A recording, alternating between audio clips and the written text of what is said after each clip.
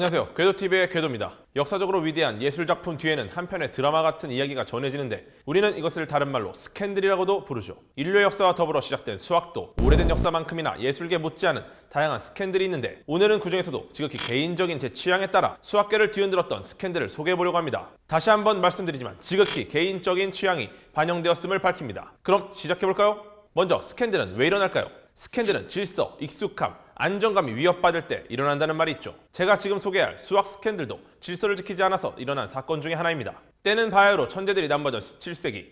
그 중에서도 역사상 두 번 다시는 탄생하지 않을 것 같은 두 명의 천재 수학자가 있었는데 바로 뉴턴과 라이프니츠죠. 혹시나 만에 하나 뉴턴을 모르는 사람은 어차피 이 방송을 보지 않을 거라 확신하며 더 이상의 자세한 설명은 스킵하고 라이프니츠, 그는 누구인가? 컴퓨터의 작동 원리인 이진법을 개발하고 톱니바퀴를 돌돌 돌리면 곱셈이 되는 최초의 사칙 연산 계산기를 만든 것으로도 모자라 매년 수천 명의 수포자들을 탄생시키는 미적분의 창시자. 그런데 라이프니츠는 바로 이 미적분 때문에 영원히 고통받게 됩니다. 보통 업계에서 원조 논란이 일어나면 정말이지 살벌하게 싸우게 되는데 뉴턴과 라이프니츠 역시 다르지 않았죠.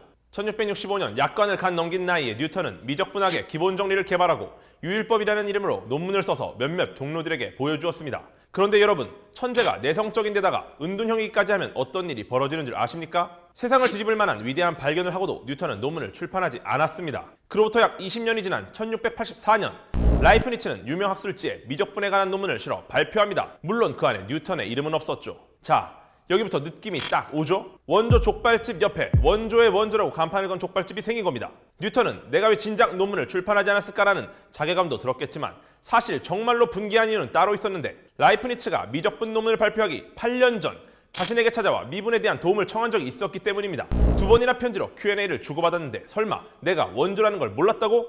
한편 라이프니츠는 그때 보았던 논문은 1도 컨닝하지 않았으며 뉴턴의 유율과 자신의 미적분은 엄연히 다르다고 주장했죠. 그럼에도 불구하고 뉴턴의 추종자들은 라이프니츠를 도둑이라고 몰아세웠고 라이프니츠는 법대로 해보자며 영국 왕립협회에 이 사건을 제소하게 됩니다. 법은 누구의 손을 들어줬을까요? 개인적으로 저는 뉴턴과 라이프니츠의 미적분 스케줄 중에서 이 부분이 가장 드라마틱하다고 생각되는데 당시 영국 왕립협회 회장이 누구였는지 아십니까? 바로 뉴턴입니다.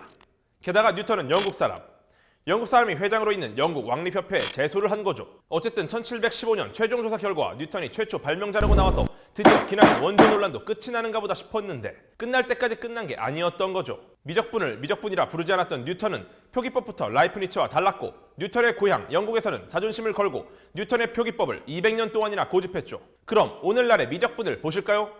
지금 보시는 이 표기법은 뉴턴이 아닌 라이프니츠의 손에서 탄생된 겁니다. 이런 걸 두고 우리는 흔히 졌지만 잘 싸웠다라고 하죠. 우리는 보통 스캔들에 휘말렸다라고 표현하는데 어떤 사람들은 아주 은밀하게 스캔들을 계획하기도 합니다. 30년째 방영되고 있는 20세기 최고의 TV 시리즈 심슨 가족. 사실 이 애니메이션은 30년이라는 시간 동안 시청자들이 눈치채지 못하도록 아주 은밀하게 수학을 한 방울 한 방울 주입하고 있었죠.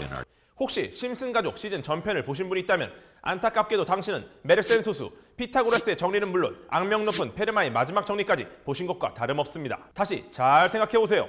심슨은 분명 애니메이션인데 이상하게 보면서 머리가 아팠다거나 짜증이 난 적은 없었는지 말입니다. 첫 시즌, 첫 장면부터 세계에서 가장 유명한 방정식 이는 MC 스퀘어가 등장하고 주인공들의 대화에 은근슬쩍 수학 코드를 집어넣는 일도 다반사. 이 장면 기억하시나요?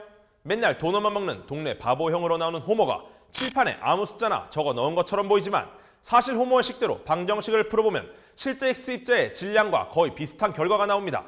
힉스 입자가 실제로 발견된 것은 2012년이니까 무려 14년 전에 호머가 이런 예측을 했다는 것은 정말로 대단한 사건인 거죠. 심슨 가족이 이런 식으로 30년 동안이나 애니메이션을 빙자한 교육방송을 만들 수 있었던 이유는 바로 작가들 태반이 수학자이기 때문입니다.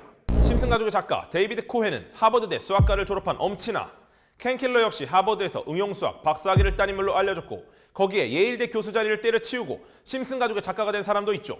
이들은 은밀하게 그리고 위대하게 스프링필드를 온통 수학으로 물들일 계획을 세웠고 끝내 TV 역사상 가장 수학적인 애니메이션을 탄생시키는데 성공했습니다. 사실 수학은 여러분의 생각보다 그렇게 위험하지 않습니다. 애니메이션으로 들어갔다가 수학으로 나올 수도 있는 것처럼 말이죠. 야, 너도 수학할 수 있어. 지금까지 궤도TV의 궤도였습니다.